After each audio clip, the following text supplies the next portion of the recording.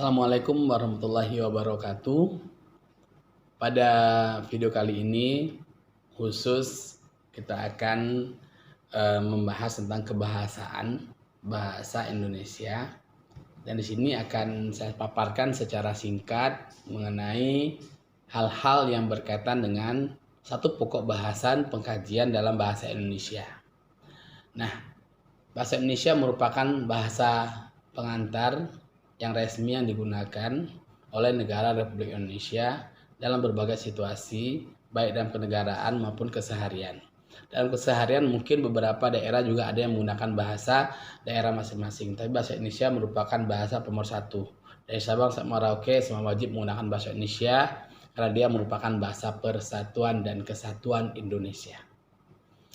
Nah, dalam kajian kali ini secara ilmiah beberapa hal yang perlu kita perhatikan, khususnya bagi para mahasiswa, pelajar maupun masyarakat secara umum, di mana bahasa Indonesia ini digunakan supaya komunikasi kita berjalan dengan lancar, efektif dan efisien, baik secara tertulis maupun secara lisan. Nah, kita ingin menjadi manusia Indonesia yang mampu berkomunikasi secara efektif, baik lisan maupun tulisan, dengan kaidah-kaidah yang baik dan benar, ya, sehingga kita menjadi insan yang komunikatif. Pada video kali ini ada beberapa hal yang perlu dikaji, ya, secara singkat. Hal-hal tersebut bisa saya uraikan. Pertama, kita akan memahami ejaan dalam bahasa Indonesia yang disempurnakan. Sesuai dengan ejaan yang disempurnakan berarti ada kajian-kajian tertentu mengenai ejaan, ya, fungsi-fungsi ejaan dan juga aspek-aspek ejaan. Di sini lebih dikupas lebih dalam lagi nanti mengenai apa saja yang berkaitan ejaan itu, yang dimana ejaan itu merupakan kumpulan dari beberapa kata menjadi sebuah kalimat, ya, yang memiliki makna tertentu. Ini yang pertama yang akan dikaji.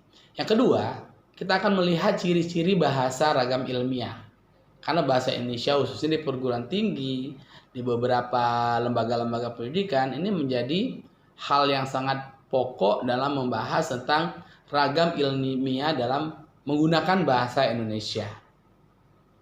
Nah, ini perlu, karena tanpa kita memahami bahasa ilmiah, kita akan menggunakan bahasa sehari-hari atau bahasa harian, yang kadang-kadang bahasa harian ini banyak sekali didominasi oleh bahasa-bahasa pasaran atau bahasa-bahasa yang tidak dimengerti oleh banyak orang, tapi dimengerti oleh sekelompok orang tertentu saja.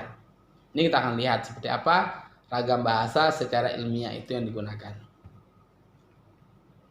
Kemudian kita akan melihat lagi mengenai kata, frasa, dan klausa yang digunakan dalam struktur bahasa Indonesia sebagai sebuah bahasa ragam ilmiah yang digunakan khususnya di lembaga pendidikan maupun di perguruan tinggi. Mengapa? Biasa kalau lembaga pendidikan atau perguruan tinggi lebih banyak menggunakan ragam bahasa ilmiah ini dalam proses penulisan maupun penyampaian informasi secara ilmiah dan ilmu-ilmu lainnya yang dipelajari, karena ini bersifat resmi. Nah, berupa apa saja kata, frasa, dan klausa. Seperti apa penjelasannya? Nanti kita akan jelaskan lebih lanjut, karena ini hanya potong-potong kecil saja penjelasan mengenai apa yang akan dipahami. Yang berikutnya adalah bagaimana struktur ragam bahasa Indonesia yang berkaitan dengan kalimat efektif dan juga paragraf. Nah, bicara masalah kalimat pasti merupakan kumpulan kata-kata yang terbentuk menjadi satu dan memiliki makna dan menjadi sebuah kalimat yang ingin disampaikan baik dalam bentuk uraian nanti. Nah, kalimat efektif seperti apa? Efektif, tepat, dan efisien, serta penggunaan dalam paragraf setiap penulisan ilmiah. Karena terkadang kita bisa berbicara tapi sulit untuk mengungkapkan dalam bentuk tulisan. Disinilah fungsinya bagaimana menjadi satu kata jadi kalimat efektif dan juga jadi sebuah paragraf. Nah, di sini kita akan bahas mengenai bagaimana struktur ejaan yang disempurnakan, baik penempatan subjek, ya, objek, dan predikatnya. Kemudian kita akan melihat bahasa Indonesia sebagai bahasa negara Republik Indonesia, ya, sebagai lambang kebangsaan kita. Kita akan lihat bagaimana bahasa Indonesia sebagai lambang identitas nasional, sebagai alat perhubungan antar budaya yang ada, Karena kita tahu Indonesia merupakan negara Bhinneka Tunggal Ika yang terdiri atas beberapa daerah dan bahasa yang berbeda-beda menjadi satu kesatuan. Nah, bagaimana bahasa Indonesia sebagai alat penyatu antar suku di negara Indonesia khususnya? Terdiri atas lebih dari ratusan bahasa, tapi bisa disatukan dengan bahasa Indonesia. Kemudian kita akan melihat juga mengenai bahasa pengetahuan, teknologi, dan seni. Bahasa Indonesia merupakan sebuah bahasa pengetahuan, teknologi, dan seni karena bahasa Indonesia ini merupakan satu keunikan yang tidak sama dengan bahasa Inggris, bahasa Spanyol, Perancis, bahasa Arab, mungkin bahasa-bahasa di luar sana.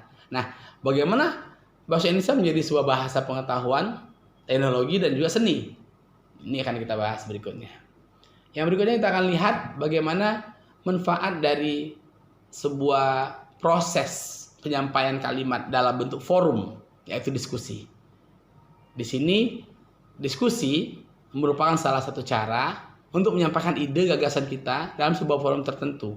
Nah, di sini letaknya bagaimana kita memanfaatkan diskusi tersebut sebagai ajang bertukar pikiran dalam sebuah kelompok, baik kelompok kecil maupun kelompok besar. Berikutnya lagi kita akan melihat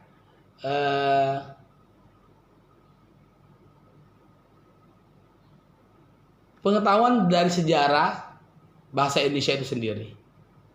Dimulai dari bagaimana bahasa Indonesia diambil sebagai dari rumpun bahasa Melayu, kemudian bagaimana sejarahnya, peristiwa keterkaitan antara bahasa Melayu dan bahasa Indonesia. Nah, ini kita akan lihat ya lebih lanjut lagi nanti pada penjelasannya.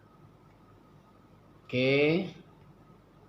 Kemudian kita akan melihat lagi langkah-langkah dalam penulisan karya ilmiah, nah, khususnya di perguruan tinggi para mahasiswa ya, ataupun praktisi-praktisi lain yang akan menggunakan bahasa Indonesia sebagai bahasa laporan tertentu.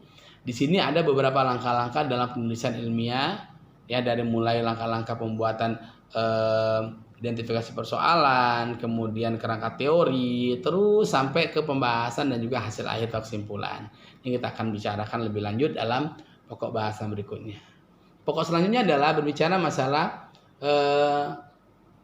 pemuda harus menjadi generasi seterusnya untuk bisa melestarikan bahasa kita, bahasa persatuan, di mana pemuda menjadi pelopor ya dalam seni budaya, dalam sarana mempersatu bangsa, dan generasi muda inilah akan mampu melestarikan dan mengembangkan sehingga bahasa Indonesia lebih unggul dan nanti ke depan akan lebih baik lagi.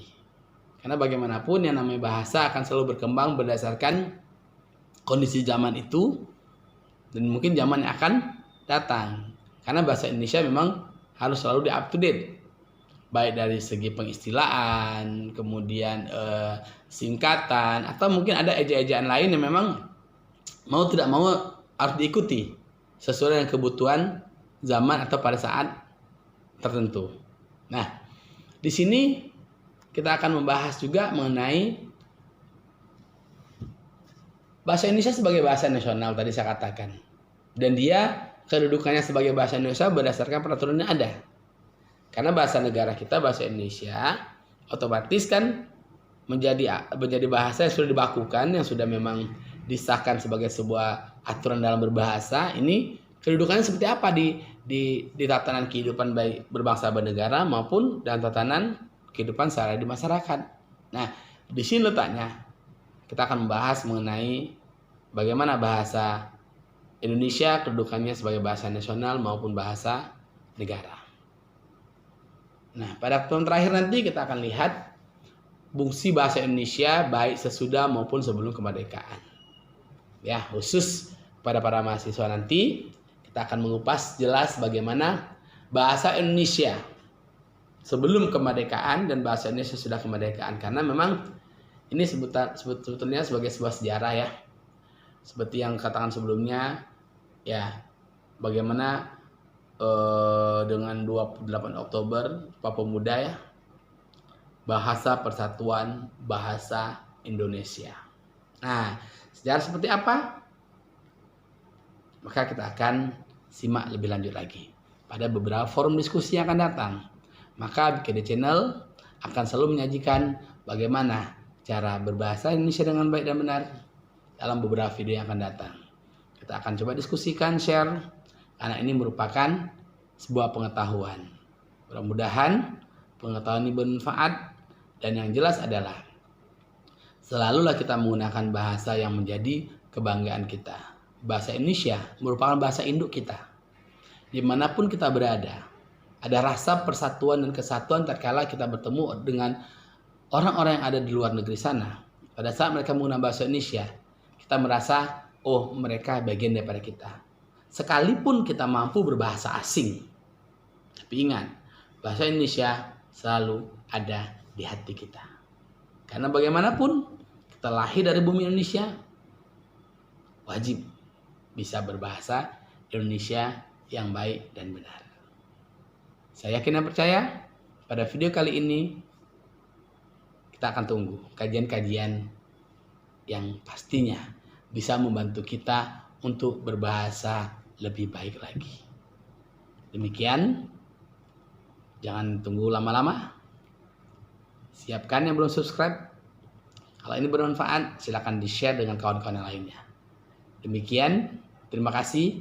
Ditunggu kelanjutannya.